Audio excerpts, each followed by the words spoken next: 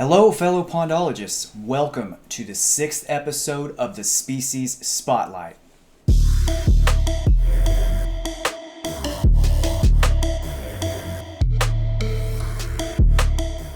In this series, we are doing a deep dive into the specifics of managing some of the most exciting and sought-after game fish for your pond. You'll get the specialized knowledge and my own tried and true strategies. Whether you're dreaming of dinner plate crappies or just a hard-fighting smallmouth bass fishery, you'll have exactly what you need to confidently manage your pond. Each episode is a deep dive into one specific game fish and their allies. Allies meaning what other species they do well with and their preferred forage species. We'll cover their unique needs, stocking strategies, how to create their perfect habitat, and how to manage their populations to reach your goals. Goals give direction, but systems make progress. And for each fish species, we've got a management system for you. So make sure that notepad is handy because we're jumping right into the secrets of growing your dream fishery. In the first 5 episodes, we covered how to manage black crappie, channel catfish, hybrid crappie, saugeye, and smallmouth bass. Check those episodes out by going to the Species Spotlight playlist on my channel. In this episode, we will be learning how to manage wipers, or hybrid striped bass. What is a wiper? These fish are a very popular choice for a lot of pond owners who want a sport fishery that's both exciting and rewarding. These hybrids are the result of intentionally crossing 2 different but related species, the striped bass, Moroni saxatilis, and the white bass, Moroni chrysops. Interestingly, this can happen in a couple of different ways, which gives us what are known as palmetto bass. It's a female striped bass crossed with a male white bass, and the reciprocal cross, the sunshine bass, a female white bass crossed with a male striped bass. But no matter which way you get them, they are known as wipers, unless you're in the South. I've been made fun of calling them wipers in Texas a couple times.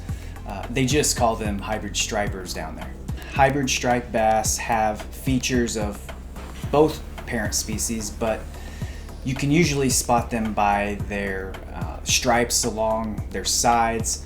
Unlike pure striped bass that have solid, unbroken stripes, the stripes on the hybrids tend to be broken or irregular, especially as you get closer to the tail.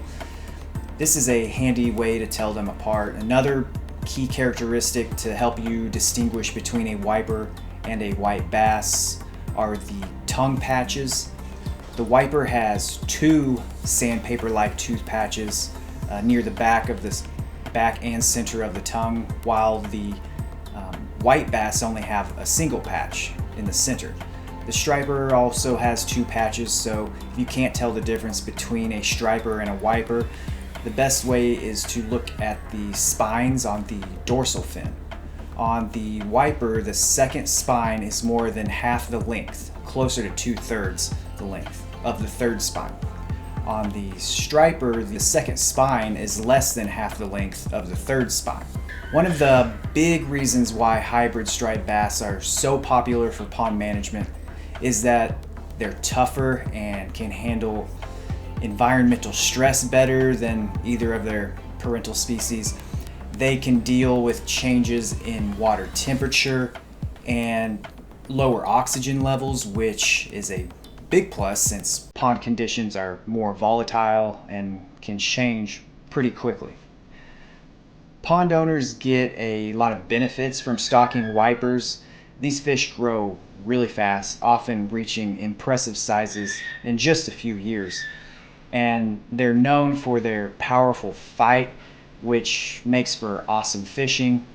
Plus, they're great at keeping crappie populations in check, which can be a common problem in a lot of small ponds. This is usually the main reason why I stock wipers in ponds.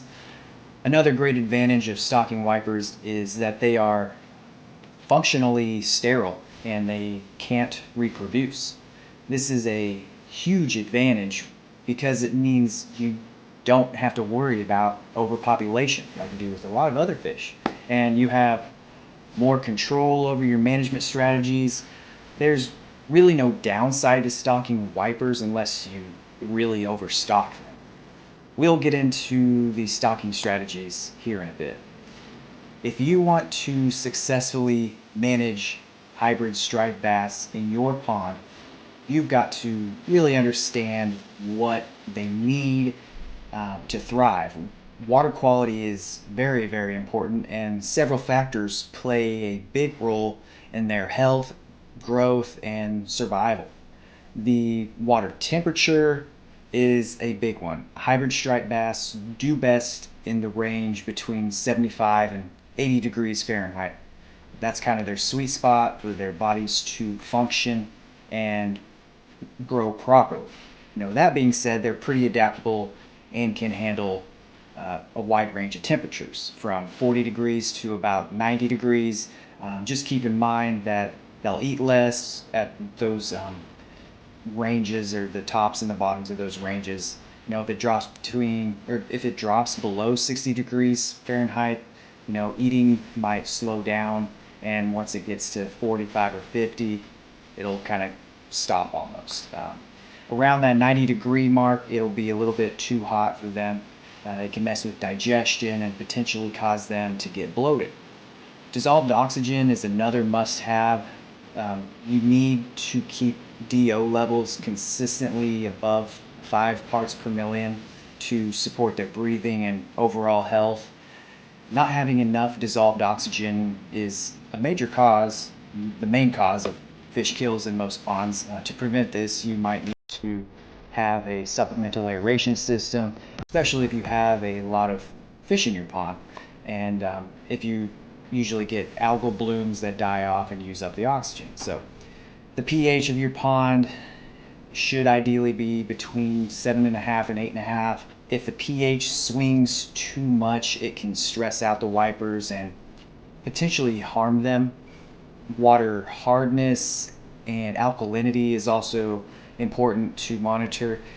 It's generally recommended to raise hybrid striped bass in water with a hardness level greater than 60 milligrams per liter of calcium carbonate. Higher alkalinity and hardness are often linked to better success with wipers. Hybrid striped bass are sensitive to high levels of ammonia, and concentrations above 0.1 parts per million are considered toxic. So it's crucial to maintain good water quality through proper management to prevent harmful ammonia buildup. Surface aeration and beneficial bacteria can help mitigate high amounts of ammonia. While hybrid striped bass can tolerate more turbid water than striped bass, excessively cloudy water can still stress them out and make it a little harder for them to feed efficiently. Having a visibility of 18 to 24 inches is ideal, but I've seen them do well in murkier ponds, so they just need to have a consistent supply of food. They will train to pelleted fish food, which will also skyrocket their growth rates. It's a blast watching them smash food at the surface. It's pretty insane. Wipers generally occupy pelagic areas, which means they are open water swimmers. Having a pond with an average depth of 6 feet plus with at least a maximum of 10 feet is highly recommended. Stocking wipers right sets the stage for an incredible fishery. Stocking rates depends on a few factors. What other species are in your pond? What is the layout of your pond? Is it mostly pelagic or littoral? Do you have other predators that you're trying to manage for? Do you have a stunted crappie population that needs to be controlled? All of these play a role in the stocking rates of your wipers. I will go over recommended stocking rates for each scenario, starting with stock at 100 per acre if your pond is mostly pelagic, or your pond has stunted crappie populations, or your pond doesn't have any other predators and your main goal is to have a wiper pond, or your pond has plenty of supplemental fish feeders, and yes, they can be feed trained. For 50 per acre, your pond is mostly littoral. Littoral means shoreline-like areas or shallow depths where most aquatic vegetation is found. Or you have other predators in your pond that you want to manage for, or you just want to have an alternative fish to catch. Stock at 25 per acre if you are trying to grow a high-quality largemouth bass fishery, or you are trying to grow a trophy wiper fishery. And also stock at 25 per acre if your pond is larger than 15 acres. You can go higher if your budget allows, but you will most certainly be able to catch wipers by stocking them at this rate in a larger pond. Stock fingerlings for new or renovated ponds. For ponds with an established predator population, stock larger wipers, between 6 and 8 inches. Even 10 to 12 inches will do. And that just ensures that they don't get eaten. Make sure to stock them when the water temperature is above 65 degrees.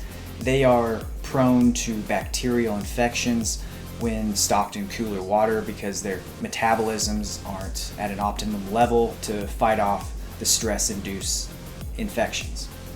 They are often stocked with largemouth bass, bluegill, catfish, and they are another option for controlling overabundant, stunted crappie populations. They will eat smaller bluegills, but consider stocking forage fish like threadfin shad or golden shiners, and install some supplemental fish feeders as well to maximize their growth potential. When the wipers are fully trained to eat supplemental fish food, it's like watching piranhas voraciously eating an unlucky victim. It's pretty insane. Wipers are primarily piscivorous, but will eat larger zooplankton and insects when they're younger. Threadfin and gizzard shad are key forage items for them in most natural settings. In ponds, they'll readily eat bluegill and small crappie and other types of handfish. The big advantage, they love pellets. Wipers readily take supplemental fish food, especially high protein types. This can seriously boost their growth rates. Feeding rates depend on fish size and abundance. Feed what they can clean up in 5 to 10 minutes. When they are feeding voraciously during the middle of the growing season, try to feed them at a rate of 3 to 4 pounds of food per acre per day.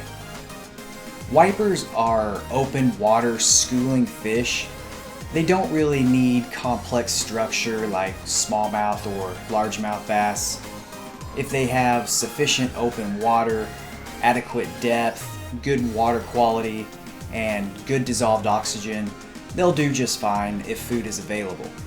It is good practice to have around 20% coverage of aquatic vegetation, not only for proper predator-prey dynamics, but also for shoreline stabilization and reducing mechanical disturbance of the bottom sediment, from wave action. Wipers are functionally sterile and do not reproduce. Restocking is essential to maintain a wiper fishery. They can live 3 to 8 years, an average of 5 to 6, depending on where they are latitudinally. The further south you are, their average lifespan decreases. Restock to replace harvested fish and natural mortality every 2 or 3 years. Harvesting them isn't a necessity unless you accidentally stocked way too many. It's really your call. I don't ever remember a client requesting wipers because they were delicious. They're either stocked for a fun, hard fight or for crappie control. Although I don't see this very often in ponds that I manage, mainly because I maintain pretty good water quality. Wipers are known to be more susceptible to certain bacterial, fungal, and parasitic infections. A few of the common bacterial diseases include motile aeromonas, septicemia, columnaris, bacterial gill disease, and vibriosis. A few of the common parasitic diseases include ick, red sore disease, and velvet disease. A few of the common fungal diseases include saprolegnia and gill rot. Most of these infections are caused by poor water quality, low dissolved oxygen, overabundant populations, bad nutrition, and injuries, most of which can be resolved or prevented by a properly sized aeration system, maintaining good water quality, and following stocking recommendations so you don't overstock them. That's all I have for you in this episode of the Species Spotlight. If you have any questions, just ask in the comments and I'll get back to you. If you gained something from this video, I would greatly appreciate it if you would hit that like button and subscribe to my channel if you haven't already. Doing that helps grow this channel so I can keep making these videos for you guys. Feel free to ask any questions in the comments. Let me know if there's something that you're interested in that you'd like me to cover in another episode. Now remember, you don't need a PhD or a master's degree to master the science of pondology. It's your pond, so don't let anyone tell you what you can and can't do with it. You can create your dream pond. You can be your own biologist.